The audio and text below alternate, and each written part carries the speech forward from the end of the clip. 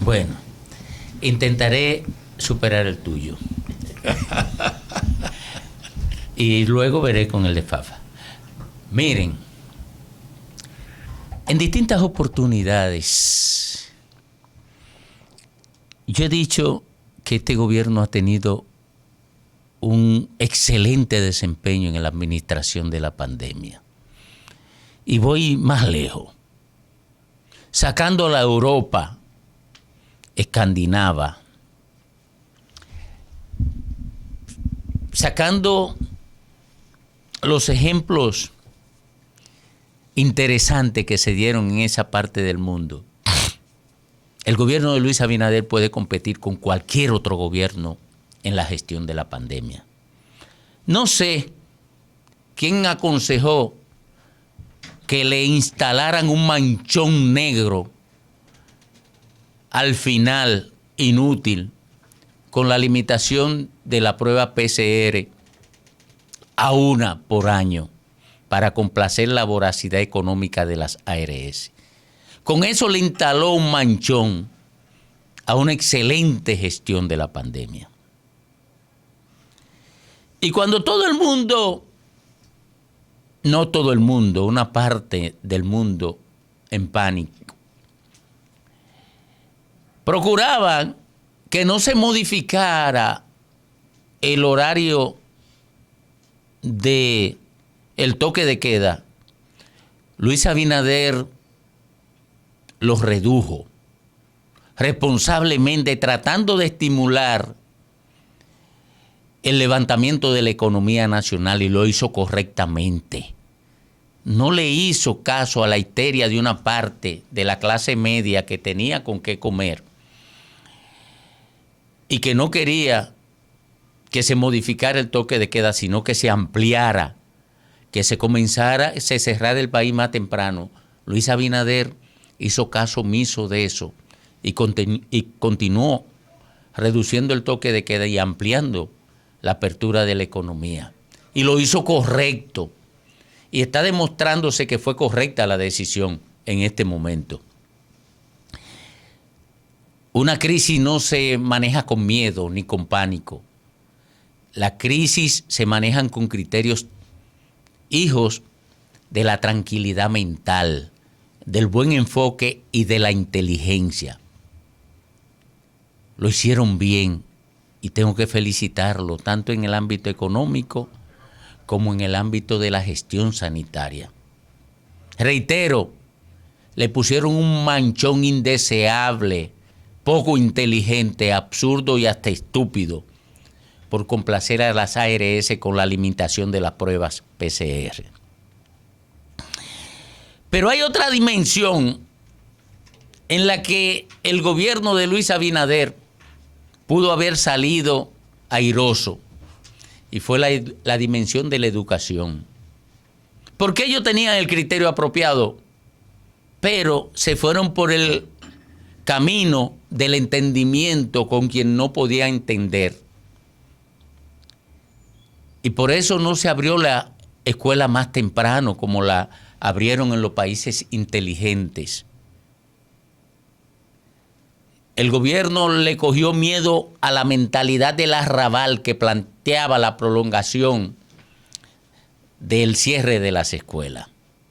La gente que no podía ver el daño que se le estaba haciendo al cuerpo social con mantener a los muchachos fuera de las aulas.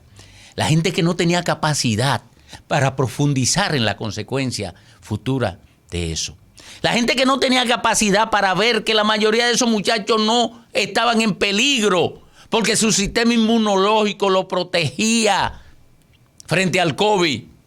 Y la mayoría ya fueron contaminados y están inmunizados con una inmunización de rebaño. Pero la falta de conocimiento, la obviedad, el pánico, la superficialidad en el pensamiento le impedía a la gente entender el daño que le estaba haciendo a sus propios hijos cuando defendía que estos debían estar fuera de las escuelas.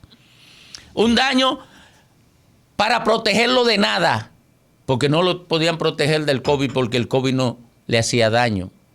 Y no era necesario que lo protegieran del COVID porque el COVID no lo iba a dañar en nada. Solamente escasez reflexiva llevaba a la gente a oponerse, a hacerle caso al pánico y a oponerse que se abriera la clase. Pero había la voluntad y la tenía el ministro de Educación, y felicito a Roberto Fulcar por eso. Y la tenía el presidente de la República, y felicito a Luis Abinader por eso. Pero le hicieron caso a la vocinglería del que no podía pensar. Le hicieron caso al pánico del que no podía pensar. Y me lamento amargamente de que entre los que no podían pensar estaba el liderazgo magisterial dominicano. El liderazgo de quienes supuestamente deben formar a los dominicanos, a los muchachos. Ese liderazgo no podía pensar.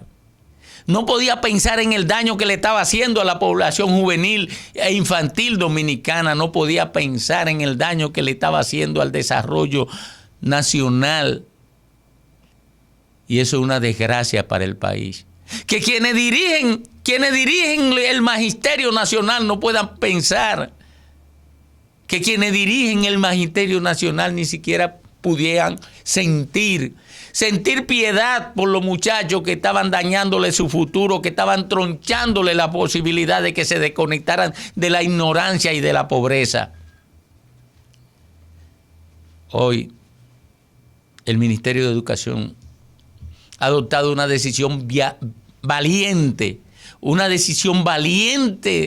de iniciar la presencialidad en el sistema educativo público. Valiente para hacer un aporte a la desvinculación del niño y del joven de la pobreza a futuro. Porque el daño que le ha generado la pandemia a la humanidad en términos de la formación académica del joven y del niño, nadie lo ha podido medir a plenitud.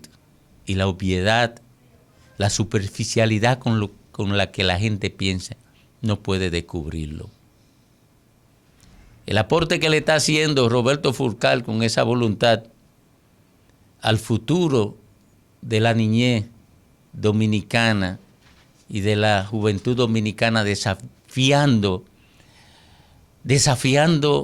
la estupidez, desafiando la falta de capacidad, desafiando la falta de amor a la escuela que se anida en el sistema magisterial dominicano. Y no lo digo todo el mundo, no estoy señalando 100% porque deben haber decenas de miles de maestros sacrificados que tienen un sentimiento de vinculación con el futuro de su muchacho, entendiéndolo como sus hijos.